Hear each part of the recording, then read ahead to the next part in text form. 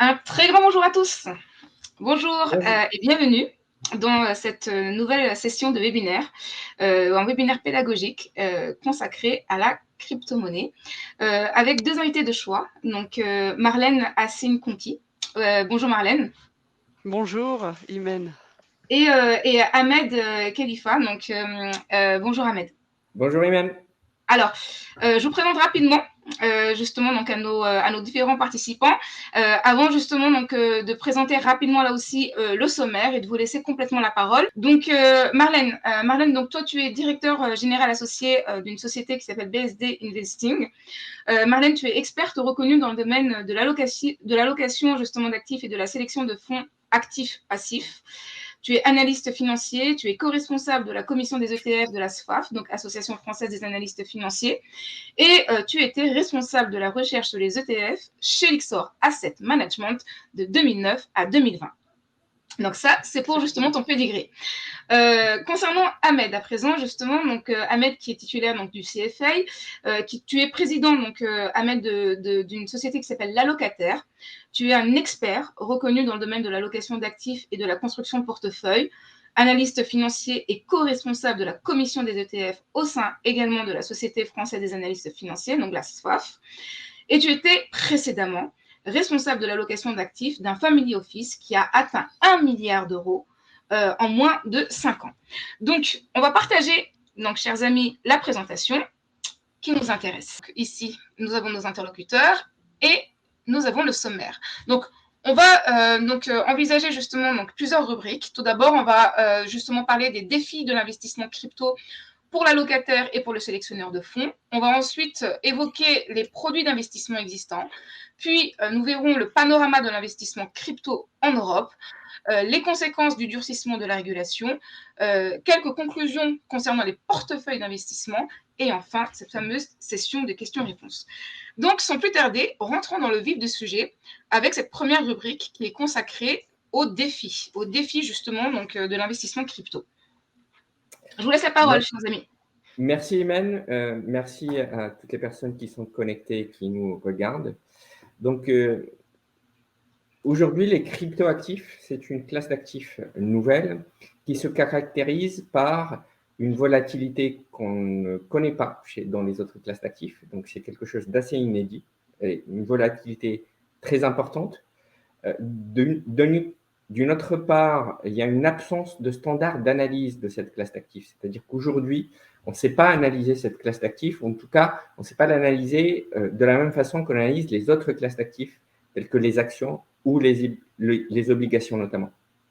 On a également une absence de repères historiques. On n'a pas suffisamment de données historiques pour savoir comment cette classe d'actifs, comment les cryptoactifs se comportent en fonction des cycles économiques et comment ils se comportent en lien et en relation avec les autres classes d'actifs, ce qui est très important pour construire un portefeuille équilibré. Donc, dans la slide d'après, on parle effectivement de tous ces défis et notamment, on a pris un cas concret. On a pris le cas d'une crypto-monnaie qui commence à devenir assez connue et dont les fondamentaux sont assez solides. Et on voit bien que le risque de perte sur cette classe d'actifs est très, très important. Malgré les fondamentaux qui peuvent parfois être solides sur telle ou telle crypto, on peut perdre plus de 90%, en tout cas, de la valeur du cryptoactif sur lequel on s'est positionné. Donc, c'est une classe d'actifs avec une volatilité très importante, un risque de perte extrêmement important et qu'on ne maîtrise pas encore parce qu'on n'a pas suffisamment de recul pour construire des portefeuilles avec. Donc, tout ça, donc dans la slide d'après également qu'on va voir,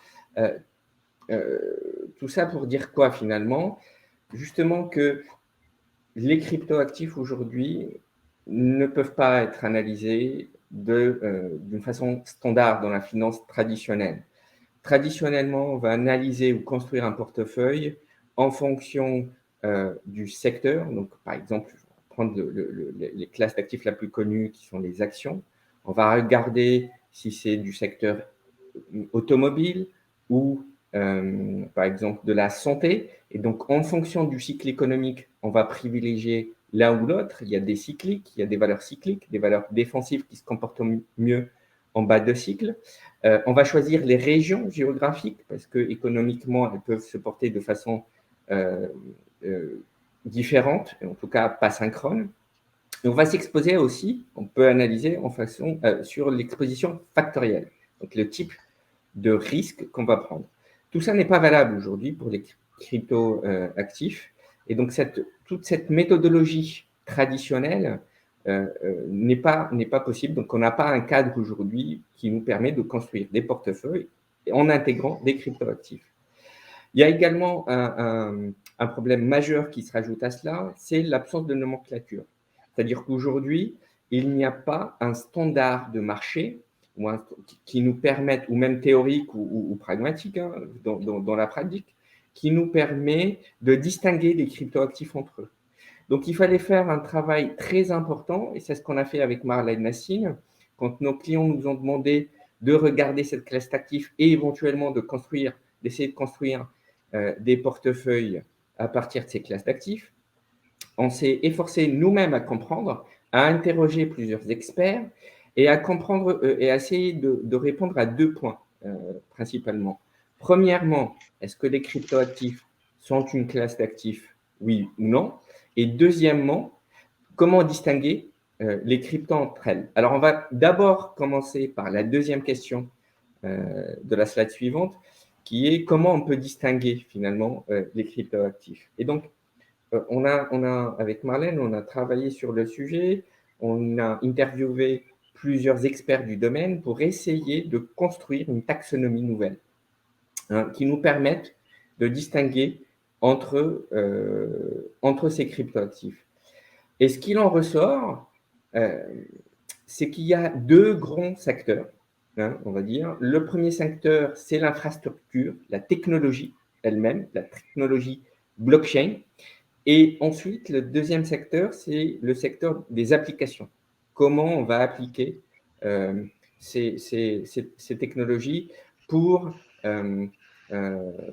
en créer de la valeur, on va dire. Alors, l'analogie la plus simple à faire, c'est l'analogie avec les télécommunications ou le Internet. Donc, au départ, il y a la fibre ou les antennes relais qui permettent l'existence d'un réseau Internet. Ensuite, viennent les applications. Alors, les applications des réseaux sociaux ou tout type d'autres applications qui se basent sur cette infrastructure. De la même façon, dans le monde de la crypto, il y a cette infrastructure nécessaire. Et cette infrastructure, il y a plusieurs couches. Elle se compose de plusieurs couches. La première couche, c'est la couche, on va dire, c'est les premières. C'est comme ça que la blockchain est apparue. Donc, la première couche, c'est la couche qui permet justement cette transfert d'un portefeuille A à un portefeuille B de façon désintermédiée et de façon sécurisée. Donc, la blockchain, elle permet de transférer une valeur d'un portefeuille A à un portefeuille B sans l'intervention de quiconque. Hein, donc, on n'a pas besoin de l'intervention d'une banque ou tout autre intermédiaire. Et ce, de façon sécurisée. Alors, attention, quand on dit que la blockchain est sécurisée, c'est que cette façon de crypter les choses est sécurisée. En revanche, il y a beaucoup de piratage dans les exchanges ou d'autres. Et ça, on va y arriver. Donc, c'est vraiment la technologie de cryptage qui est sûre, mais ce ne sont pas les actifs qu'on vous les jassiez ou les garder qui ne courent pas de risque. C'est 2 choses complètement différentes. Et donc, au niveau de l'infrastructure, il y a, comme on a dit, la couche 1, le layer 1, qui est composée de 2 technologies différentes. La première technologie, la plus solide, la plus connue, c'est le Bitcoin. Et donc, c'est ce qu'on appelle d'ailleurs les crypto-monnaies. Parce que les cryptoactifs ne sont pas tous des crypto-monnaies. Les crypto-monnaies, c'est cette technologie simple qui permet un transfert simple d'un point A à un point B. Et donc là, on a par exemple le Bitcoin, ou encore alors le Bitcoin qui est centralisé ou décentralisé, où on a des Layer 1 centralisés comme Ripple. Mais bon, alors, à côté de ces crypto-monnaies est apparue une technologie un peu plus sophistiquée qui permet de conditionner cet envoi ou cet échange, et donc de le programmer. Et la technologie la plus connue, c'est l'Ethereum, qu'on appelle smart contract, contrat intelligent, parce qu'effectivement, il permet de conditionner cet envoi de valeurs d'un point A vers un point B, d'un portefeuille A vers un portefeuille B, en le conditionnant. C'est ce qui a permis l'apparition de la finance décentralisée, donc de faire par exemple des emprunts ou des choses comme ça à partir de la blockchain. Donc Layer 1, deux technologies différentes, crypto-monnaie d'un côté, transfert simple, et monnaie programmable, smart contract, comme l'Ether ou Solana. Alors, une fois ces technologies apparues, et une fois que l'adoption est devenue de plus en plus forte, la nécessité de rendre ces deux technologies plus scalables pour assurer la montée en charge, donc de les rendre plus rapides, de leur permettre d'exécuter de plus en plus d'ordres, a nécessité l'apparition, ou en tout cas a rendu possible l'apparition de la couche 2. Alors, la couche 2 d'infrastructure, c'est quoi? C'est toutes ces applications qui viennent se plugger sur l'infrastructure de couche 1 et qui leur permettent soit d'aller plus vite, soit de résoudre le plus possible de transactions.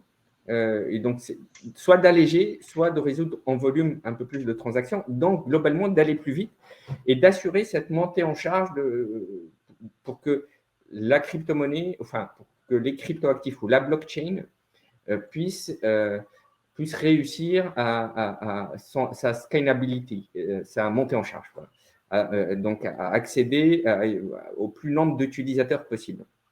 Donc ça, c'est au niveau de l'infrastructure. Alors, au niveau de la Layer 2, parmi les cryptos les plus connus, on peut citer par exemple Polygon, ou qui est une solution ou alors crypto, enfin des solutions aussi qui viennent se plugger. Alors Polygon se plug sur l'Ethereum, mais il y a aussi des solutions de Lightning, on appelle ça, qui viennent se plugger sur le Bitcoin pour rendre le réseau plus rapide. Donc, une fois qu'on a traité de ces sujets d'infrastructure, commencent à apparaître les applications qui vont permettre d'avoir des services un peu plus concrets. Et donc, parmi ces applications possibles, on a vu apparaître la finance décentralisée. La finance décentralisée, par exemple, comme on l'a dit précédemment, c'est de s'endetter sur la blockchain, c'est de faire du prêt-emprunt, tous les services financiers possibles précédemment dans la finance traditionnelle sont devenus possibles également dans la finance décentralisée grâce à cette blockchain. La seule différence, c'est que ça se fait de façon décentralisée. Alors, toutefois, il y a deux applications possibles, il y a deux choix possibles. Il y a la finance décentralisée, donc qui ne dépend de personne dans la blockchain, mais il y a aussi la possibilité d'utiliser la blockchain pour de la finance centralisée. Donc, bon, c'est des concepts un peu différents, mais finalement, ça veut dire que c'est l'entreprise ou la fondation qui détient le réseau blockchain utilisé qui va assurer le contrôle. Ça, c'est dans le cadre de la finance centralisée. Dans le cadre de la finance décentralisée, on ne peut pas contrôler de façon unilatérale, en tout cas, ce qui se passe sur une blockchain.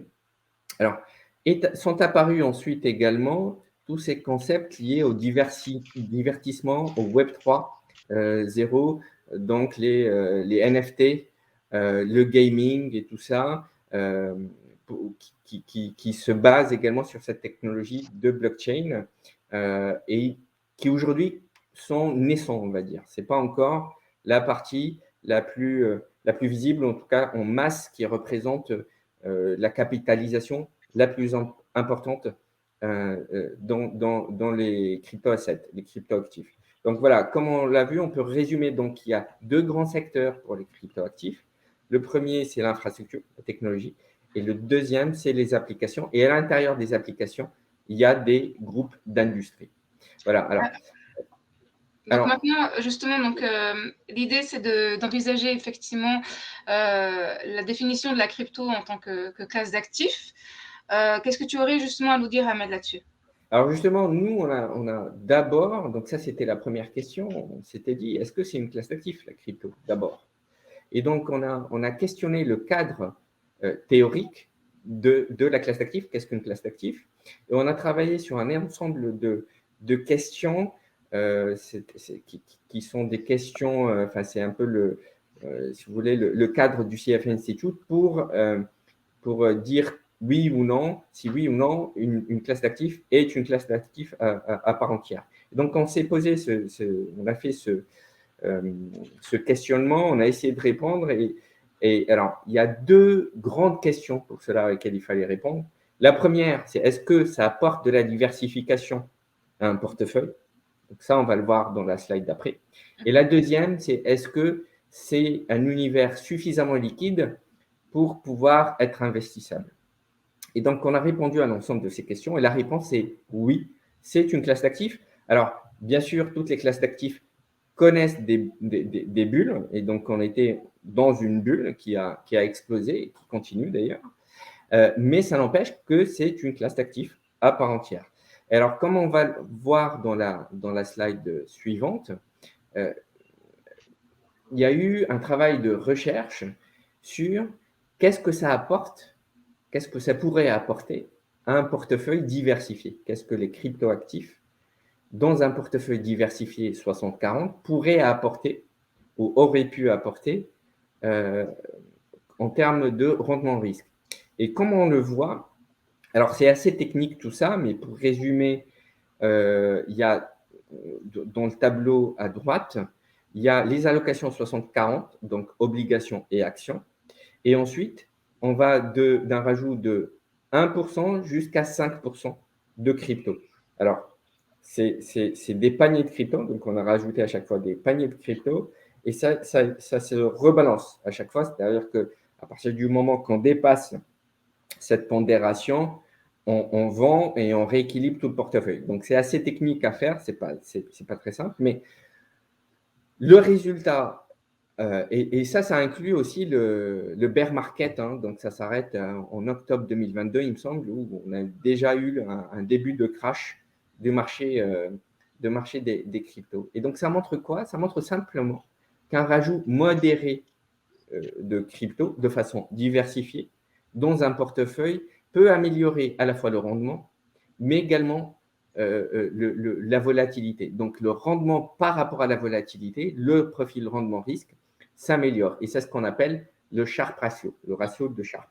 Donc, le ratio de Sharpe, sous condition, quand toutes les conditions de cette étude sont réunies, peut améliorer le portefeuille et le diversifier. C'est pour ça qu'on considère, nous, que c'est une classe active à part entière. Donc voilà, donc une classe d'actifs, ok, mais maintenant justement, quels produits éventuellement sont donc disponibles pour pouvoir éventuellement se positionner sur cette classe d'actifs? C'est la question à laquelle va répondre donc Marlène à présent. C'est assez compliqué cette question des produits d'investissement dans les cryptos parce qu'il y a beaucoup de confusion. Il y a beaucoup de confusion, pourquoi? Parce qu'en fait, il y a beaucoup de produits qui sont émis, que ce soit dans les différentes zones en fait du monde, hein, aux États-Unis, en Europe. Les réglementations sont pas les mêmes, donc parfois les produits ont des noms qui se ressemblent, mais finalement ne sont pas du tout les mêmes. Donc la première chose qu'on a souhaité faire ici, c'est quelque part un peu enlever les idées reçues et recentrer le débat. Première question, donc, comme l'a dit Ahmed, est-ce que donc la blockchain, c'est une technologie sécurisée. Maintenant, quand on parle, par contre, d'accéder à ces cryptoactifs, il y a beaucoup plus d'insécurité, beaucoup plus de questions qui se posent. On a vu ce qui s'est passé l'année dernière avec la crise de FTX. Donc la question ici, c'est est-ce qu'on va chercher à investir directement sur ces exchanges, donc sur ces places centralisées ou décentralisées, mais qui échappent en quelque sorte à toutes sortes de réglementations. Et étant donné qu'on est aujourd'hui, c'est pour ça que j'ai insisté au début, dans un stade, on va dire pas encore mature, il se passe encore beaucoup de choses difficilement contrôlables, ou est-ce que on va essayer d'y accéder grâce aux produits listés? Et ça, c'est tous les avantages de l'innovation dans le domaine de la finance, c'est qu'aujourd'hui, on a la possibilité d'investir dans des produits listés, donc listés sur des marchés réglementés, dans les cryptoactifs. Donc quelque part, ça veut dire on a la possibilité d'accéder de manière plus sécurisée aux bénéfices, donc notamment ceux que vient d'exposer Ahmed. Et on va expliquer, en fait, ETF, c'est une appellation en Europe qui est réglementée, qui est bien spécifique. Et donc, il n'existe pas en Europe encore d'ETF, on va revenir sur les définitions dans un instant, d'ETF sur les actifs crypto. Pourquoi? Parce que le régulateur considère tous les actifs crypto d'un seul bloc. Et donc, il n'y a pas assez de diversification, selon le régulateur, pour pouvoir émettre un ETF qui doit répondre justement à certaines règles de diversification, on va le voir. Par contre, il existe des ETF qui permettent d'investir sur des actions dont l'activité est liée au blockchain ou à la thématique des cryptos. Donc ça, c'est une différence fondamentale à avoir en tête quand on va chercher à investir. Et donc, les véhicules auxquels on accède, c'est ce qu'on appelle aujourd'hui, donc non pas des ETF, mais des ETN.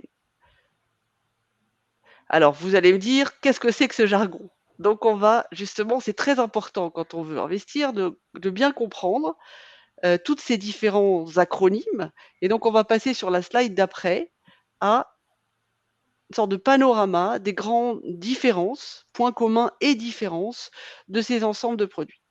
Donc, tous ces produits qu'on appelle ETP, donc Exchange Traded Product, produits listés, produits cotés sur les places d'échange, sont des produits qui ont comme point commun d'offrir, donc d'être des instruments qui cotent, qui sont listés sur les places boursières et qui fournissent une exposition à un panier de sous-jacents, que ce soit des actions, des obligations, des matières premières ou des cryptos. Ça, c'est le point commun de tout cet univers. Maintenant, à l'intérieur de cet univers, il y a deux grandes typologies.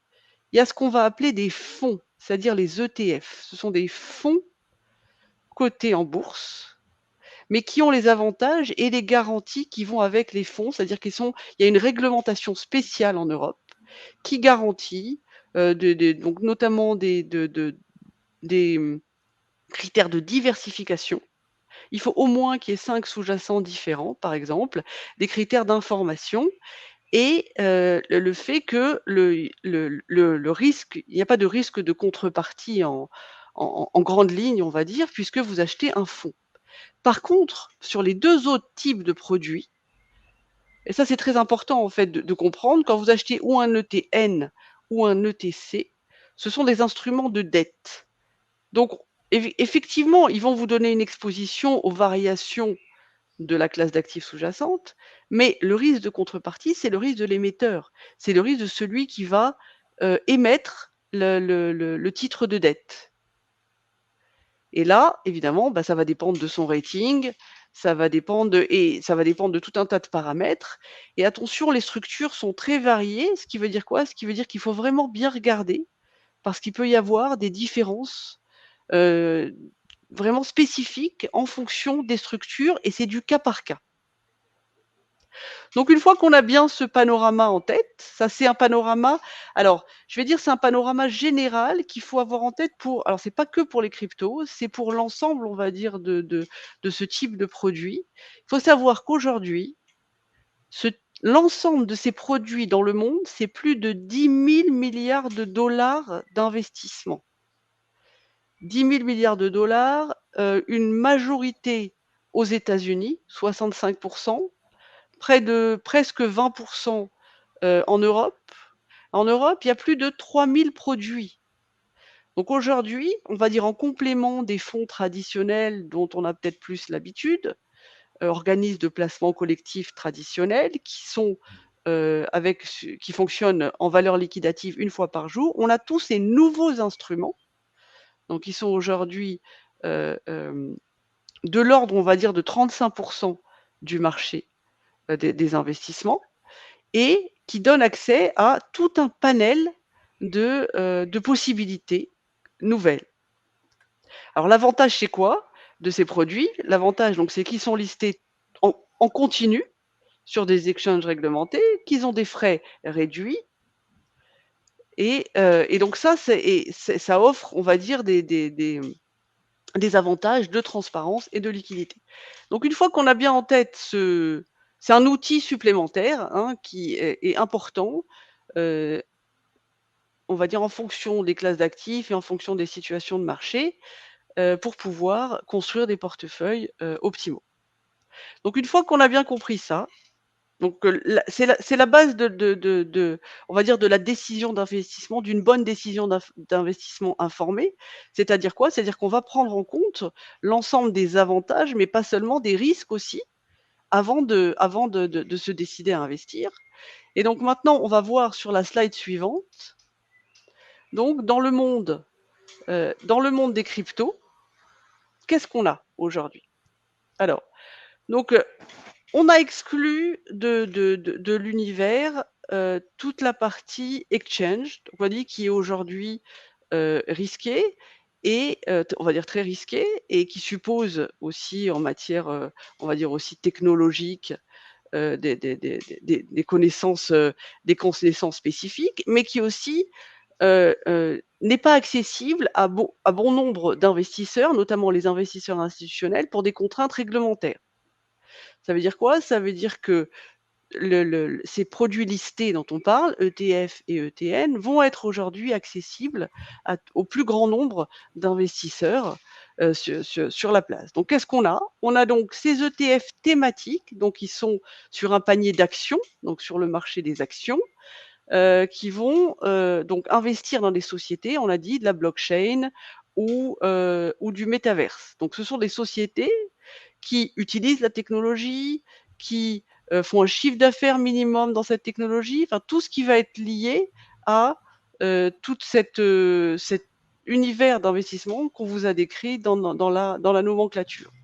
Ensuite, les ETN qui vont investir sur un seul actif, donc une crypto-monnaie spécifique, le Bitcoin, l'Ether, on a parlé de Solana, on a parlé d'autres cryptocurrencies, à savoir qu'ici, c'est un pari unique sur une classe d'actifs. Donc évidemment, fortement, il y a un risque aussi élevé qui est associé. Et puis, il y a des choses plus récentes qui ont été émises, ce sont les ETN sur des paniers d'actifs crypto. Et ça, aujourd'hui, c'est quelque chose qui commence à se développer, et donc qui, pour ses qualités, on va dire, de diversification, intéresse de plus en plus aussi les investisseurs institutionnels. Qu'est-ce qu'on a comme, sur la slide suivante? Qu'est-ce qu'on a comme exemple?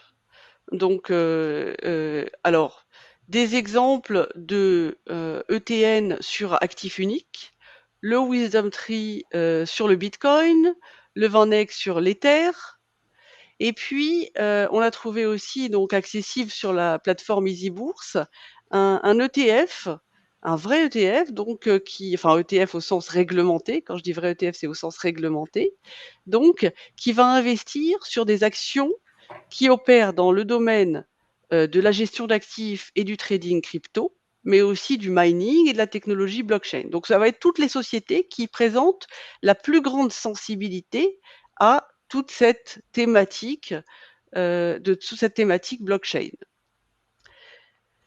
Donc un panel assez large en fait en fonction finalement de ce que va rechercher l'investisseur, donc à la fois en fonction de, ses, objectifs en matière de rendement, mais aussi de risque comme on l'a expliqué. Donc ça, c'est des exemples, c'est les on va dire les définitions, les grandes idées qu'il faut retenir.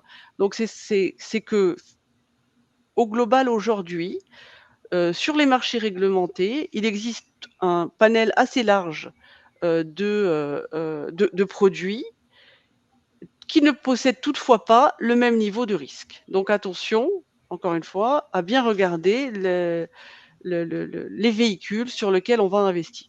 Alors, maintenant on va passer à la deuxième partie, c'est sur quoi les investisseurs ont déjà investi aujourd'hui, sur quels produits et qu'est-ce que ça représente? Alors on s'est concentré donc sur ces produits listés et sur l'Europe. Le gros de l'engouement vers les actifs crypto date, c'est-à-dire 2020 et surtout 2021. Là, on voit que la capitalisation, donc les encours, a atteint le niveau de presque 10 milliards d'euros. 2022, donc le crash, la bulle, la sortie de la bulle, les encours diminuent à de l'ordre de 3 milliards. Aujourd'hui, en 2023, on a près de 5 milliards de produits, d'encours dans ces produits. Ce qui est intéressant de noter, c'est que même si on retraite de cet événement exceptionnel ou de cette année exceptionnelle qui était 2021, la croissance des encours est régulière. Et ça, c'est important parce qu'en fait, ça reflète cette volonté en quelque sorte essentiellement aujourd'hui des investisseurs institutionnels, donc d'adopter progressivement les cryptoactifs comme une classe d'actifs et donc de faire monter progressivement leurs encours dans les différents véhicules donc auxquels ils peuvent accéder. Ce qui est intéressant de voir aussi ici, c'est qu'aujourd'hui, en ligne avec cette nomenclature qu'a présenté Ahmed, on voit que les produits auxquels accèdent et auxquels que détiennent les investisseurs sont essentiellement des produits sur le secteur infrastructure et technologie. Les applications représentent encore une part vraiment minime et donc c'est en bleu, en orange, donc c'est le segment infrastructure et en bleu, la partie ETF, donc la partie d'investissement sur les actions, hein, comme on l'a expliqué, qui ont un lien avec la blockchain. Et juste une petite parenthèse, cette nomenclature qu'on vous a présentée, elle a l'avantage de ressembler en fait aux nomenclatures qui existent dans le domaine des secteurs traditionnels. Et en fait, c'était quelque part, vous allez trouver beaucoup de segmentation qui vont vous donner toutes les différentes couches. Mais le gros travail que nous, on a fait, c'est justement de les reclasser en grandes catégories pour pouvoir avoir cette vision, donc cette vision à l'instant T, mais aussi suivre les évolutions de manière assez rapide. La photo est vite, est vite perçue. Je continue, je vais m'expliquer. Donc dans la slide suivante,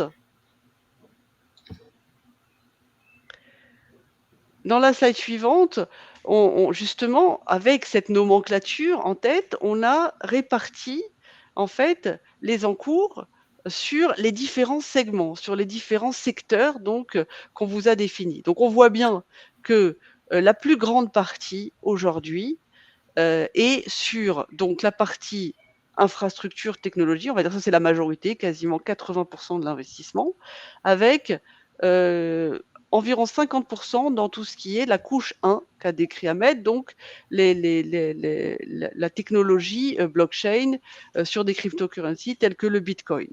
Une grande partie aussi est sur la technologie Ether, donc la partie des contrats programmables. Et puis en bleu, vous voyez les ETF thématiques qui représentent de l'ordre de 10% aujourd'hui du marché. Donc une photo, et puis vous voyez tout en bas en gris, cette partie application qui est vraiment très faible. Et donc là, c'est ce qui est intéressant, ce que nous on fait comme travail, c'est du coup de mettre à jour régulièrement toutes ces données pour suivre les évolutions du marché. Et je suis sûre que dans quelques temps, la photo en fait qu'on aura de ces couleurs-là, de ce orange, bleu et gris, ne sera plus du tout la même, et qu'on va avoir une partie grise qui va très certainement monter en puissance au fur et à mesure du temps. Alors, qu'est-ce qu'on peut dire? Donc là, on a regardé sur les encours au niveau des investisseurs. Maintenant, qu'est-ce qui se passe au niveau des flux? Au niveau des flux, donc ce que les investisseurs, finalement, après l'engouement des années 2020 et 2021, ont complètement sorti leur position et finalement n'ont plus de cryptoactifs dans leur portefeuille. Ben, c'est très intéressant parce que quand on regarde cette année 2022, dont on a beaucoup parlé en disant que c'était la catastrophe, que c'était la fin, enfin il y a eu beaucoup de gros titres, la fin des cryptos, etc. Ce qu'on voit, c'est qu'en fait, pour les investisseurs, en termes de flux, c'est plutôt une année d'attentisme. C'est-à-dire que si on avait des grosses sorties, on aurait eu le pendant de ces très fortes rentrées en 2021, et ben de l'autre côté, en sortie. Or, en fait, les sorties ont été très limitées. Et donc, on voit que finalement, ce qui a été acquis est acquis. Maintenant, la question, c'est qu'est-ce qui va se passer? Comment les investisseurs vont poursuivre, oui ou non, ces flux. Et là, on voit déjà que finalement, malgré ce qui se passe en ce début d'année 2023, on a déjà un rebond léger des flux. Donc ça, c'est quelque chose qui va être très important aussi à suivre dans le temps pour bien comprendre, jauger en fait le degré d'adoption de ces produits et de la classe d'actifs crypto par les investisseurs et notamment les investisseurs institutionnels.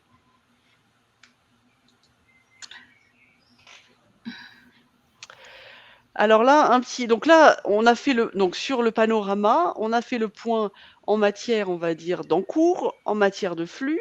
Maintenant, bien évidemment, c'est très intéressant aussi de regarder en matière de performance.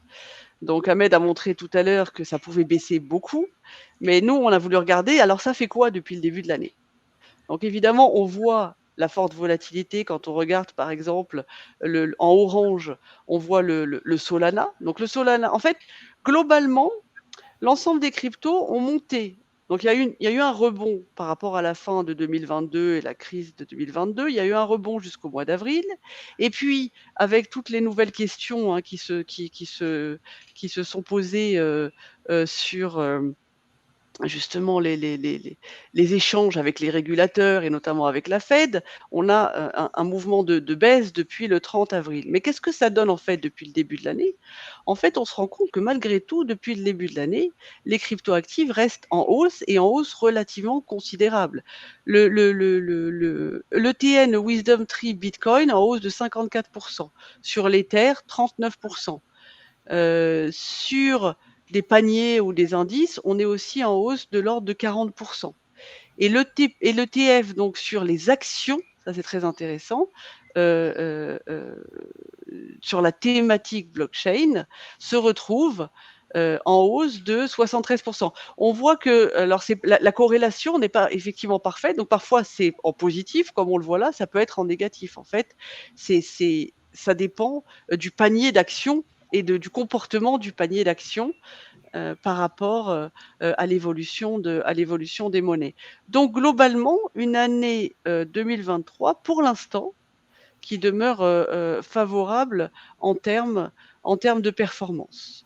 Voilà, donc ça on va dire, c'est un peu le panorama qu'on peut faire aujourd'hui en matière des différents types de produits et de ce qui est déjà actuellement dans les portefeuilles des investissements.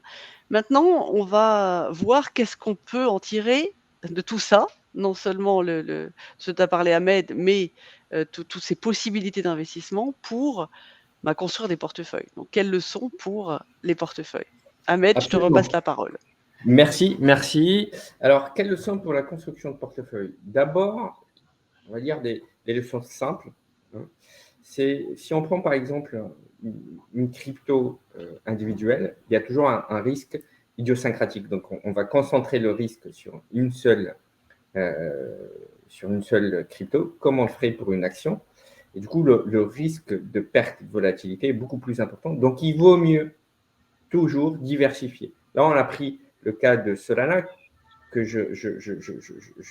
on a pris le Solana exprès parce que aujourd'hui, les experts disent que c'est encore une crypto qui a des fondamentaux assez solides. Et malgré ça, elle est en perte de 90% de sa valeur depuis novembre 2021. En contrepartie, de l'autre côté, si on aurait pris un panier diversifié, les 10 plus grandes capitalisations, on aurait eu une perte moins importante, pratiquement de 40%, alors qu'on aurait perdu 50%. Alors 50%, ça reste important, mais quand même moins important que de se positionner sur une seule crypto. Donc, diversifier, 5 fruits et légumes, c'est pareil, diversifier quand on s'expose sur les cryptos. Alors, la deuxième leçon à retenir, c'est toujours privilégier les acteurs régulés. Alors, quand on va acheter un ETN ou un ETP sur une plateforme comme EasyBourse, on va être beaucoup mieux protégé. Pourquoi? Parce que si on prend par exemple l'exemple du piratage, mais également des bugs qui peuvent exister sur les exchanges, les pertes peuvent être colossales. En 2021, il y a eu par exemple 10 milliards, plus de 10 milliards de dollars de cryptos qui ont disparu des exchanges parce qu'ils ont été soit piratés, soit des bugs de logiciels. Donc, faire très important. C'est très important aussi parce qu'il y a des acteurs, des exchanges sans les citer par exemple, qui ont décidé de façon unilatérale d'utiliser les portefeuilles ou les cryptos de leurs clients dans des investissements propres de leurs propres entreprises. Donc, faut faire très attention. Il y a même des acteurs qui ont décidé, et là, il y en a un qui a annoncé aux États-Unis à partir du mois de juillet, qu'il allait convertir toutes les cryptos de ses clients Solana et Polygon vers de l'Ethereum et le Bitcoin, sans leur demander leur avis. Donc, vous pouvez vous retrouver avec autre chose que ce que vous avez acheté. Donc, faire très attention pour ça, pour éviter le risque de piratage et pour aussi être sur le custody, le dépositaire, avoir un dépositaire sûr. Voilà, un dépositaire sûr. Donc voilà, ça c'est la deuxième leçon. Ensuite, évidemment, alors évidemment, peut-être oui, peut-être non, mais on a en tout cas compris aujourd'hui que les crypto-monnaies se comportaient un peu comme les technologiques, les valeurs technologiques en action, c'est-à-dire qu'elles sont très, très sensibles aux politiques monétaires et donc aux hausses et baisses de taux et à la masse monétaire.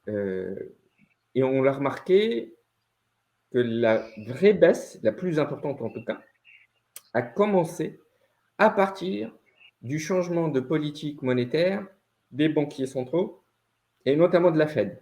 Et à partir de là, alors au début, il y avait une forte volatilité. On s'y attendait plus ou moins, donc le marché a commencé à pricer à la baisse, à revoir à la baisse les prix des cryptoactifs. Mais quand ça a été annoncé, voilà, tout le marché dans son ensemble s'est écroulé. Alors qu'avant, c'était vraiment des performances colossales qu'on ne pouvait pas voir sur d'autres classes d'actifs. Donc, voilà, c'est très lié, effectivement, aux politiques des banques centrales. Alors, faire attention parce que politique de banque centrale, le marché anticipe aussi. Donc, le marché, aujourd'hui, parmi les choses qui expliquent la hausse des crypto-monnaies, c'est que les marchés ont anticipé un pivot de la part de la Fed, mais sauf que risque de se tromper. Et s'il se trompe, ça peut repartir à la baisse. Et donc, tout ça n'est pas très simple et c'est très compliqué de timer. C'est très compliqué de timer le marché, d'où la nécessité de lisser ces investissements dans le temps. D'abord, déjà, prévoir si on veut s'y exposer, parce que, encore une fois, c'est une classe d'actifs très risquée, très volatile, avec un potentiel de perte très élevé. Mais même dans le cas où on envisage de s'exposer, parce que si certaines conditions sont réunies, ça permet d'améliorer le rendement risque d'un portefeuille sur le long terme, lisser ces investissements dans le temps, ne pas rentrer de façon ne pas investir tout son argent d'une seule fois, et puis prévoir des proportions raisonnables dans l'ensemble du portefeuille. Donc ça, c'était aussi un point très important. Alors, maintenant, un point d'actualité, tout ce qu'on voit aujourd'hui autour de la réglementation. Alors, hier et avant-hier, on a vu que le Bitcoin a fait un rallye de 20% pour deux principales nouvelles. La première, c'est que Binance, la filiale américaine de Binance, a trouvé un arrangement avec la SEC, le régulateur américain, l'équivalent de l'AMF. Et le deuxième, c'est que des acteurs de la finance traditionnelle vont lancer leurs propres exchanges aux États-Unis et donc avec une promesse de régulation plus importante au niveau américain. L'annonce de l'ETF d'un autre grand asset manager n'a pas vraiment, l'effet ne vient pas vraiment de là parce qu'il y a plusieurs asset managers qui ont essayé avant et qui ont mis fin. Et donc aujourd'hui, ça ne s'est pas encore concrétisé. Et donc voilà. Donc le fait qu'il y ait un nouveau cadre européen, ça y est, qui a été voté pour les crypto-monnaies et pour les crypto-actifs en Europe, le cadre européen existe. Le cadre américain n'existe pas encore, mais la SEC est en train de taper fort pour que ça se régule. Et elle a dit, par exemple, elle a reclassé certaines crypto-actifs en securities, en actifs financiers. C'est-à-dire que dorénavant, ces actifs-là, ces cryptos-là, notamment le Solana et le Polygon, sont considérés comme des actifs financiers et donc vont être soumis à la régulation de la SEC, de la même façon que n'importe quelle action ou obligation est soumise à la régulation de la Fed. Donc ça, c'est très important. Pourquoi c'est très important? Parce qu'il y a une certaine catégorie d'investisseurs, comme que sont les investisseurs institutionnels, donc les fonds de pension, les fonds de retraite, les fonds souverains, qui ne peuvent s'exposer qu'à des produits régulés. Et donc, ils ne peuvent pas, eux, aller acheter sur un exchange tel que Coinbase ou Binance.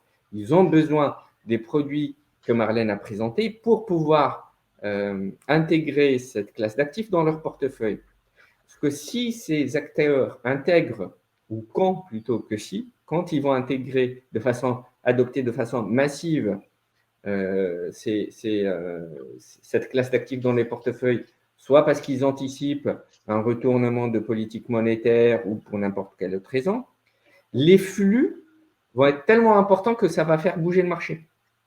Et donc, les flux des investisseurs institutionnels, on parle de plusieurs milliards à chaque fois. On n'est pas en train d'acheter comme un petit porteur. Donc, ces flux-là peuvent faire monter le marché de façon très rapide. Alors, l'autre point important, et j'ai vu une question là-dessus, c'est que quand ces acteurs-là vont rentrer de façon massive, on ne sait pas quand ils vont rentrer, ça va faire baisser la volatilité. Parce qu'effectivement, ça va devenir beaucoup moins simple de faire bouger le marché, parce qu'il y aura des sommes investies et une demande beaucoup plus importante. Donc là, à partir de là, la volatilité va baisser et on va dire que presque elle va se normaliser et devenir se rapprocher des classes d'actifs qu'on connaît. Donc voilà, ça c'est un point très important. La nouvelle réglementation ou les réglementations plus restrictives, elles peuvent avoir un impact baissier sur le court terme, mais sur le moyen long terme, c'est une très bonne nouvelle pour les investisseurs de cette classe d'actifs. Voilà pour ce qui est de… Voilà. Alors, Marlène, je te laisse peut-être la parole pour conclure. Oui, juste pour juste pour conclure, voilà. Donc qu'est-ce qu'il faut garder en tête, hein, qu'est-ce qu'il faut retenir, c'est que pour avoir une idée de ce qui se passe dans le monde des cryptos, il faut comprendre, on va dire, les sous-jacents, il faut comprendre les fondamentaux. Et donc, on a fait cette nouvelle nomenclature qui va aider justement à suivre l'évolution de ces fondamentaux. Deuxièmement, avoir bien en tête que tous les produits aujourd'hui crypto ne se ressemblent pas et qu'il faut faire attention à leurs promesses versus leurs risques, que l'adoption est encore récente auprès des investisseurs, naissante, on va dire, auprès des investisseurs institutionnels, surtout en Europe. Donc ça encore, on attend beaucoup d'évolution de ce côté-là et que le nouveau cadre réglementaire plus favorable devrait aider justement à l'accélération de cette adoption. Donc en conclusion, un vrai potentiel dans cette classe d'actifs, mais à manier avec prudence au sein des portefeuilles. Entendu. Alors, ici, donc, on a justement donc, les partenaires donc, de nos deux intervenants. Donc, simplement pour justement donc, évoquer voilà, donc, la visibilité qu'ils ont par ailleurs. Je pose éventuellement les 4 questions qui sont justement qui ont été posées. Donc, dans un premier temps, effectivement, on a parlé à Ahmed tout à l'heure, c'est BlackRock. BlackRock qui, a priori, va lancer son ETF Bitcoin. Quel intérêt de multiplier justement des supports similaires pour tous ces acteurs? C'est la question qui est posée. Éventuellement, voilà, est-ce que tu aurais un commentaire là-dessus? Alors, déjà, aujourd'hui, il n'y a pas d'ETF de lancement d'ETF possible. On parle bien des États-Unis et non pas d'Europe, parce qu'en Europe, ce n'est pas possible. Donc, aux États-Unis, d'autres ont essayé. Pour l'instant, il n'y a pas d'ETF sur le Bitcoin. BlackRock va essayer, encore une fois.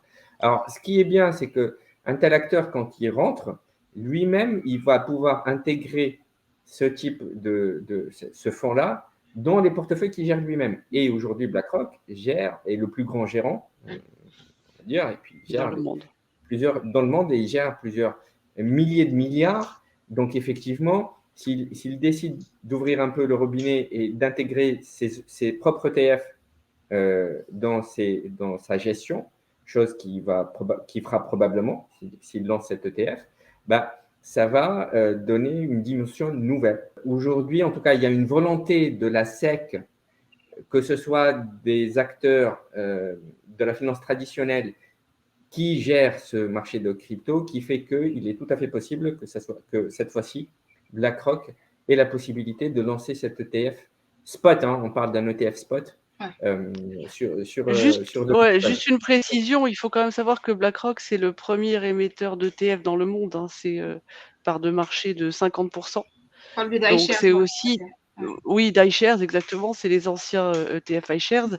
Et ça, c'est très important aussi dans tout ce processus, on va dire, de vulgarisation, démocratisation des cryptoactifs, si des grands acteurs comme ça arrivent à sortir des produits.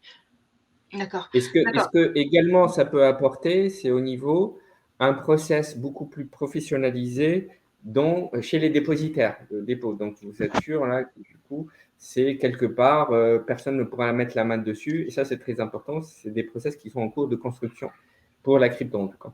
D'accord. L'autre question, effectivement, donc à laquelle tu avais répondu, c'était justement sur en fait le développement de la réglementation qui justement donc, pourrait être favorable à une entrée en masse donc, des institutionnels pour le coup, et donc en fait aider à justement une certaine stabilisation des cours en fait, et donc de la volatilité sur cette classe d'actifs. Tout à fait, parce qu'on peut pas manipuler, on peut manipuler un small cap, mais on ne peut pas manipuler une large cap. Par exemple. Ça, c'est le cours d'une large cap. Ça, c'est pas possible, effectivement. Alors, je termine avec 2 questions et puis un commentaire. Les 2 questions, c'est donc tout à l'heure, tu disais qu'effectivement, on pouvait considérer que la crypto, en fait, notamment les cryptoactifs, étaient une classe d'actifs à part entière. Est-ce que pour autant, et donc une classe d'actifs qui était à même de pouvoir amener à de la diversification et à justement un ratio rendement-risque intéressant. Est-ce que pour autant, on peut en tirer un horizon d'investissement? Donc, tu disais effectivement lisser les points d'entrée, mais pour autant, est-ce qu'on peut en tirer un horizon d'investissement justement sur cette classe d'actifs? Le plus long possible, c'est-à-dire que l'horizon d'investissement, il ne peut pas être inférieur à celui des actions. Donc 7 à 8 ans minimum, le temps qu'on soit au moins sûr qu'il y a un cycle monétaire, en tout cas la politique monétaire qui est dépassée, et de pouvoir récupérer une partie de ces pertes, tout en diversifiant, j'insiste là-dessus, parce qu'on ne sait pas du tout quels seront les gagnants de demain. Même si Bitcoin aujourd'hui et Ether dominent, leur poids dans les capitalisations en pourcentage de toute la classe d'actifs n'est pas stable, il est en train de diminuer dans le temps. Et donc, diversifier est également le mot-clé pour ce type d'investissement. Dans cette juste image, je voudrais apporter une petite précision justement dans cet ordre d'idée. Nous, ce qu'on a présenté parmi les produits listés, donc c'est les produits qui sont des produits qu'on doit, pour pouvoir les intégrer dans la construction de portefeuille, donc avec ces horizons d'investissement. Il faut savoir qu'aujourd'hui, il existe sur le marché d'autres types de produits qui sont les varans. Je sais que sur la plateforme EasyBourse, il y a notamment les varans de Vontobel. Alors ça, c'est plus des produits qui permettent d'avoir une vision de trading sur ces produits. C'est-à-dire que ça, c'est complètement différent par rapport à l'optique justement d'investissement, puisque le trading, c'est sur des produits, on va dire des horizons d'investissement beaucoup plus courts avec des risques beaucoup plus conséquents. Voilà. Alors effectivement, donc ça m'amène effectivement à cette remarque que nos clients peuvent éventuellement se positionner sur la crypto-monnaie, sur la plateforme EasyBourse, par le biais effectivement donc des ETN dont tu parlais tout à l'heure, par le biais également donc de l'ETF et éventuellement également de Mélanion et par le biais également effectivement des produits de bourse de Vontobel. Une dernière question sur le succès en fait de la crypto en 2021. Donc là, tu l'expliques, Ahmed, essentiellement par une corrélation étroite avec justement les agissements des banques centrales. Donc, alors, hormis justement cet élément, est-ce qu'il y a d'autres éléments à avoir à l'esprit sur vraiment le succès en fait fulgurant en fait, c'est l'épargne. Et ça m'amène juste à la dernière question du coup. Qu'est-ce qui pourrait en fait dans votre radar aujourd'hui, qu'est-ce qui pourrait amener éventuellement à cette comment dire, un phénomène analogue à celui de 2021 avec justement des flux abondants, similaires justement à ce que l'on a connu. Un nouveau quantitative easing, c'est-à-dire que ce qui a expliqué en 2021 ce succès ou cette envolée, c'est l'épargne disponible chez les petits porteurs grâce aux efforts de tous les gouvernements, des pays développés en tout cas, qui ont fait qu'on ait arrêté de consommer parce qu'on était dans une crise de Covid et on avait une épargne disponible. Et à partir de là, on a eu une envolée de plusieurs produits financiers et notamment des crypto-monnaies. Et donc, de la même façon, on peut penser, en tout cas, que lorsque les politiques monétaires vont devenir des politiques monétaires accommodantes, voilà, merci, accommodantes et non pas restrictives, on pourrait avoir de nouveau de la liquidité, de l'épargne disponible, mais également une anticipation aussi, cette fois-ci en tout cas, par les investisseurs constitutionnels, d'où tout ce travail aujourd'hui de la SEC, des régulateurs, pour préparer la rentrée des investisseurs institutionnels qui pourraient donc justifier ou au moins prévoir une montée nouvelle, une hausse des crypto-monnaies. Il faut savoir que en 2021, c'est pas que les investissements crypto qui ont connu des flux massifs. C'est une année record pour l'ensemble des produits sur le flux. Et de la même façon, 2022 a par contre été une année qui a connu des sorties. Donc en fait, c'est aussi lié à toute la liquidité générale qui est disponible dans le marché. Absolument. Mais ce qui est intéressant dans ce que tu as mentionné, Marlène, c'est que justement, en fait, les sorties, pour le coup, n'ont pas été aussi fortes, en fait, justement, que les entrées de 2021, pour le coup. Ah oui, ça pour moi, c'est un élément très important à avoir en tête et qui permet justement de dire les investisseurs sont là, ils sont pas sortis et justement ils attendent même pour pouvoir réinvestir de manière beaucoup plus massive. Alors certainement, ils attendent ce qu'a dit Ahmed, ce changement de politique monétaire.